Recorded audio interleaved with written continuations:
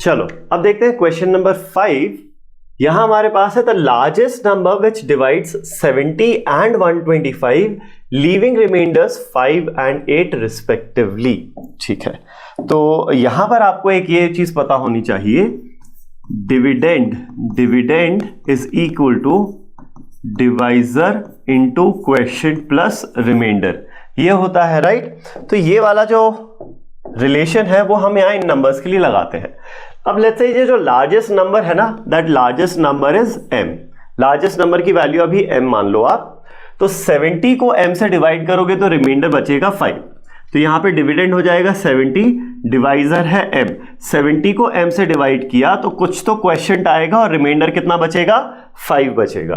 तो मैं लिख सकता हूं यहां पर 70 is equal to m into some quotient a मान लेते हैं, प्लस रिमाइंडर कितना बच रहा है, 5 बच रहा है। ठीक है, तो यहां से मेरे पास जब 5 लेफ्ट में जाएगा तो ये हो जाएगा 65। 65 is equal to m into a। ठीक है, तो यहां से मेरे पास जो a की वैल्यू है वो आ जाएगी 65 अपॉन m। नाउ a जो है इंटीजर होना चाहिए, a इंटीजर होना चाहिए। इससे क्या फर्क पड़ता है कि a इंटीजर होना चाहिए? अगर a इंटीजर है, if a is integer it means m completely divides 65। तो ये जो m हमने सबसे बड़ा नंबर अज्यूम किया था वो 65 को कंप्लीटली डिवाइड करता है, मतलब m जो है वो 65 का फैक्टर है। ठीक है, ये चीज आ गई। अब हम चलते हैं 125 पर, तो अगेन यही वाला रिलेशन यूज करते हैं। 125 को जब m से डिवाइड करेंगे तो क्वोशिएंट कुछ आएगा। अब वो क्वोशिएंट जरूरी नहीं है a हो, अलग होगा राइट, प्लस कुछ रिमाइंडर बचेगा। कितना रिमाइंडर बचेगा, 8 बचेगा।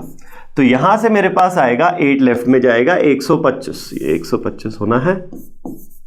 125 माइनस 8 कितना हो जाएगा, 117 is equal to m into b, और यहां से मेरे पास b की वैल्यू आएगी 117 अपॉन m। ठीक है, अब अगर b एक इंटीजर है, if b is an integer, b integer कब बनेगा, ये तब बनेगा व्हेन m जो है ना 117 को कंप्लीटली डिवाइड करेगा। m completely divides 117। तो यहां से एक ऐसी चीज निकल के आ रही है जो अभी हमने पिछले क्वेश्चन में की थी, m 65 को भी डिवाइड कर रहा है और m 117 को भी डिवाइड कर रहा है। Therefore m is a common multiple of 65 and 117।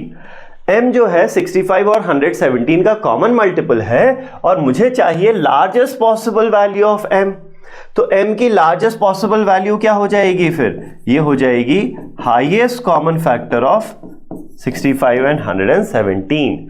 दोनों का कॉमन फैक्टर है, तो कॉमन फैक्टर की हाईएस्ट पॉसिबल वैल्यू क्या बोलती है, हाईएस्ट कॉमन फैक्टर बोलते हैं उसको। तो HCF ऑफ 65 117 अभी हमने पिछले क्वेश्चन में निकाला था, कितना आया था, वो 13 आया था। HCF of 65 and 117 is 13।